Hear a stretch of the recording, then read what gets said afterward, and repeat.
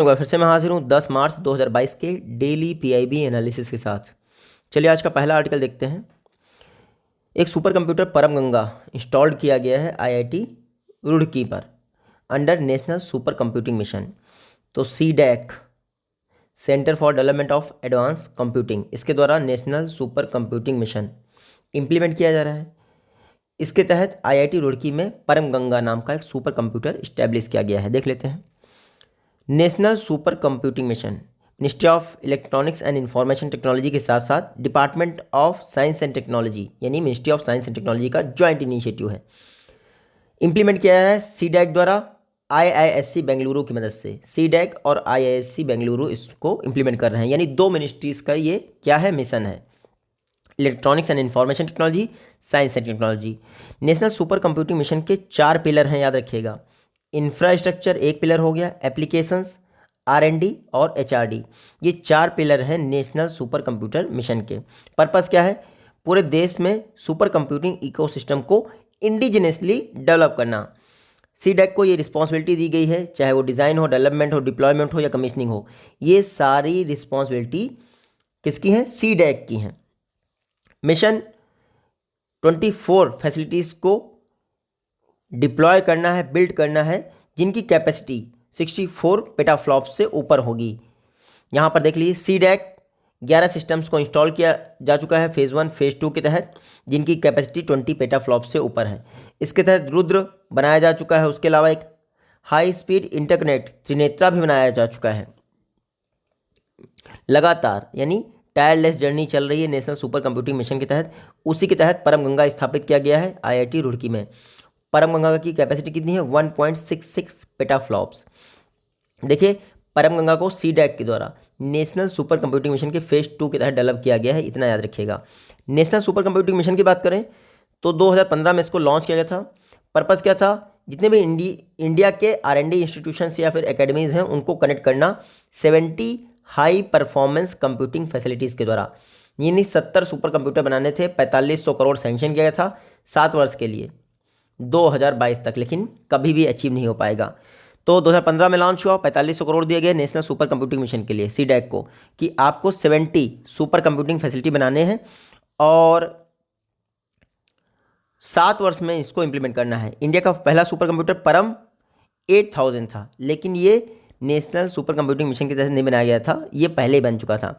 परम सिवाय first super computer था जिसको इंडिजिनसली असेंबल किया गया नेशनल सुपर कंप्यूटिंग मिशन के तहत और आईआईटी बीएचयू में स्थापित किया गया। नेक्स्ट आर्टिकल है श्री रामनाथ कोविंद जी द्वारा, जो कि हमारे प्रेसिडेंट हैं। उन्होंने नारी शक्ति पुरस्कार दिए हैं 2020-21 के लिए, इंटरनेशनल वुमेंस डे यानी 8 मार्च को। देख लेते हैं। इंटरनेशनल वुमेंस डे को नारी शक्ति पुरस्कार दिए गए हैं राष्ट्रपति भवन में। किसने दिए हैं? श्री रामनाथ कोविंद जी ने।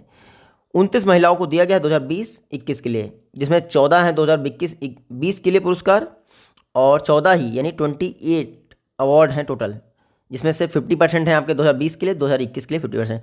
29 महिलाएं यानी 2 महिलाओं को एक बार अवार्ड मिला है। पर्पस क्या है? Ministry of women and child development द्वारा नारी शक्ति पुरस्कार दिया जाता है महिलाओं को उनकी अचीवमेंट और रेंटलेस सर्विसेज के लिए। रेंटलेस बोल रहा हूँ मैं।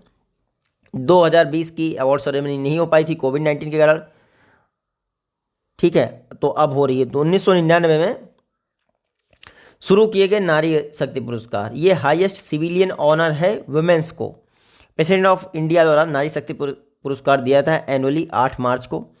2 लाख तक का कैश रिवॉर्ड और सर्टिफिकेट दिया जाता है इंडिविजुअल या फिर इंस्टीट्यूशंस को।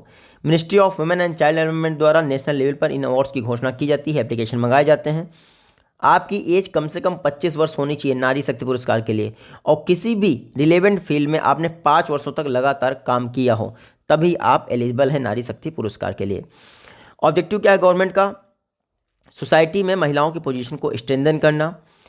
पूरे जो देश हैं या यंग इंडियंस हैं, उनको महिलाओं की जो कंट्रीब्यूशन है उसके विषय में बताना। इवन 2030 के सस्टेनेबल डेवलपमेंट गोल्स भी अचीव करने में ये हेल्प करेगा, क्योंकि SDG 5 क्या है? महिलाओं और लड़कियों को एम्पावर करने से रिलेटेड है, जेंडर इक्वलिटी से रिलेटेड है SDG 5। तो SDG 5 याद रखिएगा, जेंडर इक्वलिटी से रिलेटेड है। नेक्स्ट आर्टिकल है कोल इंपोर्ट में सब्सटेंशियल रिडक्शन देखा गया है, जबकि हमारी पावर डिमांड बढ़ी है। तो पावर डिमांड बढ़ रही है, कोल इंपोर्ट में डिडक्शन हो रहा है, इसका मतलब हम लोग रिन्यूएबल एनर्जी बना रहे हैं। तो छोटा सा आर्टिकल है ये, थोड़ा सा ध्यान से देखिएगा।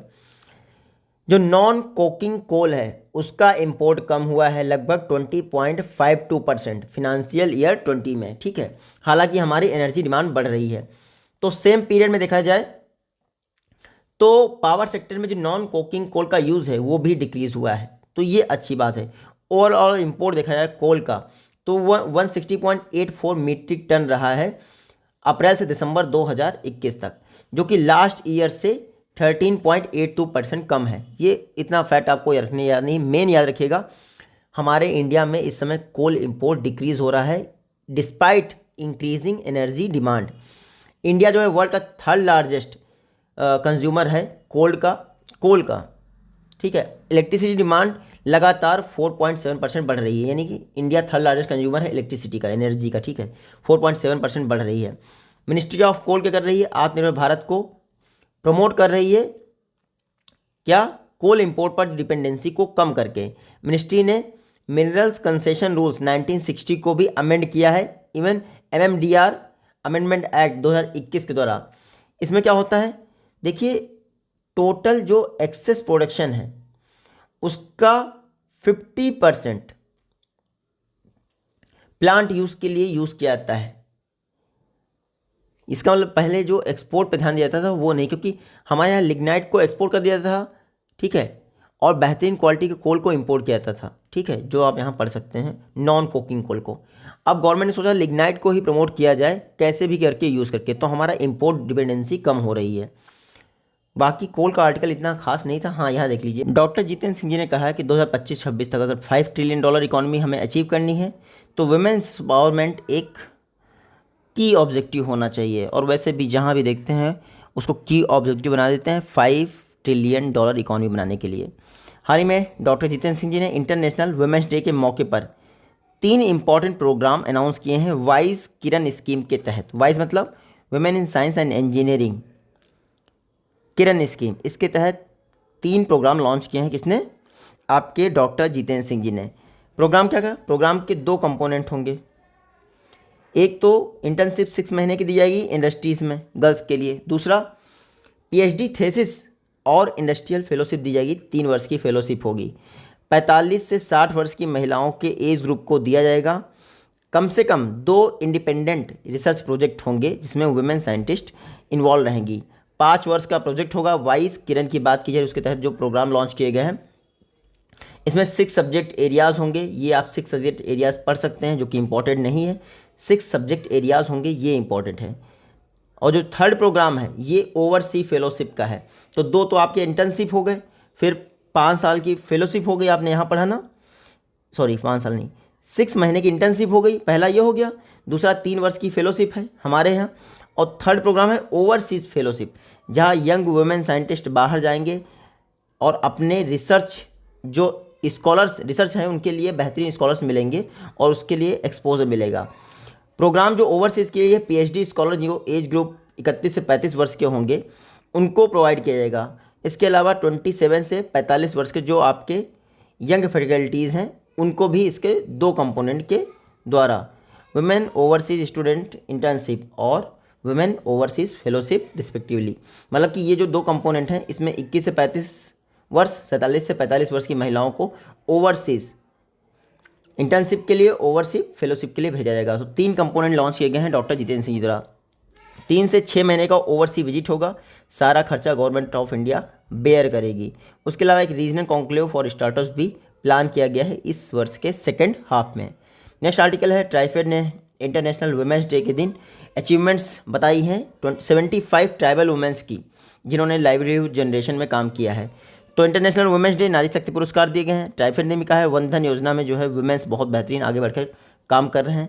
लाइवलीहुड एम्पावरमेंट के लिए वनधन स्कीम लॉन्च की गई थी, जिसमें खासकर ट्राइबल वुमेंस पर फोकस किया रहा है। पिछले 2 वर्षों में mechanism for marketing of minor forest produce MFP through MSP scheme, ये जो है माइनर फॉरेस्ट प्रोड्यूस का वैल्यू चेन डेवलपमेंट करने के लिए लॉन्च की गई थी। अभी तक माइनर फॉरेस्ट प्रोड्यूस 317.13 करोड़ की परचेज की जा चुकी हैं इस स्कीम में, जिसके लिए स्टेट फंड से, और ये देखिए खैर इतना इंपॉर्टेंट नहीं है, 1500 करोड़ का स्टेट फंड से प्रोक्योरमेंट हुआ है माइनर फॉरेस्ट प्रोड्यूस का। 2 वर्षों से भी कम में कई सारे वनधन विकास केंद्र ओपन किए जा चुके हैं और वनधन विकास क्लस्टर भी ओपन किया जा चुके हैं 25 राज्यों और 2 यूनियन टेरिटरीज में। Van Dhan Vikas scheme ministry of tribal affairs की स्कीम है, ट्राइफेड द्वारा इंप्लीमेंट की जा रही है। 14 अप्रैल 2018 को लॉन्च की गई थी। सेल्फ हेल्प ग्रुप कम से कम 30 मेंबर होना चाहिए, हर वनधन विकास समूह में होने चाहिए। वनधन विकास ग्रुप में कितने, 30 मेंबर होने चाहिए। तो वनधन के तहत 10 सेल्फ ग्रुप होते हैं जिसमें 30 ट्राइबल गैदर्स होते हैं, ठीक है। वनधन विकास केंद्र स्किल अपग्रेडेशन प्रोवाइड करते हैं, ठीक है, प्राइमरी प्रोसेसिंग के लिए और वैल्यू एडिशन के लिए, और ट्राइफेड द्वारा इनको सपोर्ट प्रोवाइड किया जाता है। 3000 ऐसे सेंटर जो आपके सेल्फ हेल्प ग्रुप से रिलेटेड सेंटर्स हैं वो स्थापित किए जा चुके हैं वनधन विकास केंद्र के तौर पर, जो कि इनको सपोर्ट करेंगे ट्राइबल वुमेंस को। नेक्स्ट आर्टिकल हमारा ministry of new and renewable energy, इन्होंने innovation park and small grid knowledge centre के लिए पार्टनरशिप की है, देख लेते हैं। हमारे RK सिंह जी ने अनाउंस किया है virtual smart grid knowledge centre. इसके अलावा एक इनोवेशन पार्क आज़ादी का अमृत महोत्सव प्रोग्राम के तहत कई सारे लोगों ने इसमें पार्टिसिपेट किया, ठीक है। ये जो स्मार्ट ग्रिड नॉलेज सेंटर है इसको power grid corporation of India द्वारा स्थापित किया गया है, मिनिस्ट्री ऑफ पावर और नेशनल स्मार्ट ग्रिड मिशन के सपोर्ट से। और ये जो आपका स्मार्ट ग्रिड नॉलेज सेंटर ये पावर ग्रिड के अंतर्गत ही स्थापित किया जाएगा, बाकी ये आपके लिए इंपॉर्टेंट नहीं। हाँ देख लीजिए, ग्रिड मैनेजमेंट की बात की जाए रीजनल बेसिस पर तो इंडिया में 5 रीजन्स हैं, northern, eastern, western, north eastern और सदर्न रीजन। अक्टूबर 1991 में, अक्टूबर 1991 में 2 ग्रिड कनेक्ट की गई थी, नॉर्थ ईस्टर्न और ईस्टर्न ग्रिड। फिर 2003 में वेस्टर्न और ईस्टर्न जो नॉर्थ ईस्टर्न ग्रिड है उनको भी कनेक्ट कर दिया गया था। 2006 में ये और ग्रिड कनेक्ट की गई। तो 4 रीजनल ग्रिड हैं जिनको सिंक्रोनाइज किया जा चुका है और एक सिंगल फ्रिक्वेंसी है। अभी तक आपकी सदर्न ग्रिड नहीं कनेक्ट हो पाई है, यानी उसकी फ्रिक्वेंसी अभी तक डिफरेंट होगी। नेक्स्ट आर्टिकल हमारा क्या है, श्री हरदीप सिंह पुरी ने अनाउंस किया है कि जो स्टेप टेकन, मतलब कि स्टेप जो लिए गए हैं लैंड पूलिंग स्कीम्स के लिए दिल्ली में, वो कई सारी प्रॉब्लम्स फेस कर रहे हैं। अब लैंड पूलिंग स्कीम का पर्पज़ ये है स्लम एरियाज़ में जो लोग रह रहे हैं उनकी आप लैंड ले लीजिए और उनको घर प्रोवाइड करिए। मिनिस्टर ने इसके अलावा ये कहा है 4 लाख रजिस्ट्रेशन हुए हैं जो कि PM उदय स्कीम के तहत किए गए हैं, और PM उदय स्कीम किसी और पर्पज़ के लिए है। अब मैं आपको बताता हूँ, देखिए स्लम जो है वहाँ पे अनवांटेड बिजली कनेक्शन चलते हैं ना, कटिया लगा लेते हैं वो लोग। अगर स्लम नहीं होंगे तो प्रॉपर कनेक्शन हो जाएगा, प्रॉपर कनेक्शन हो जाएगा तो PM उदय स्कीम का जो मेन मोटो है वो सार्थक हो जाएगा। 12,009 कन्वेंस डीड्स और ऑथराइजेशन स्लिप इशू की गई है। लैंड पूलिंग स्कीम जो है 75 लाख लोगों को प्रोवाइड की जाएगी, यानी बेनिफिशरीज होंगे। Ministry of housing and urban affairs की स्कीम है land pooling scheme. Shri Puri ji ने कहा जहां झुग्गी वहां मकान, यानी लैंड पूलिंग स्कीम ही है। इंस्टीट्यूट डेवलपमेंट किया जाएगा, रिहेबिलिटेशन किया जाएगा, 50 लाख लोगों का पक्का होम प्रोवाइड किया जाएगा दिल्ली में सेटलमेंट के द्वारा। लैंड पूलिंग पॉलिसी 2018 में लॉन्च की गई थी। पूलिंग एरिया को 129 सेक्टर्स में डिवाइड किया गया था। जहाँ पर आपका स्लम है वहीं पर आपको घर दिया जाएगा ऊंची ऊंची बिल्डिंगों में। ये लैंड पूलिंग स्कीम के तहत 16 प्रायोरिटी सेक्टर्स आइडेंटिफाई किए गए थे जहाँ पर 70% एरिया पूल किया जा चुका है, लेकिन अभी तक वहाँ पर डेवलप नहीं हुआ है, ना ही लोगों को मकान मिले हैं। यही है अरविंद केजरीवाल का कहना। उज्ज्वल डिस्कॉम अश्योरेंस योजना के तहत क्या होता है, उदय स्कीम 2015 में लॉन्च किया था। कॉमर्शियल लॉसेस जो होते हैं डिस्कॉम से उनको कम करना है, 12 से 15% तक कम करना है एवरेज ACS एंड ARR।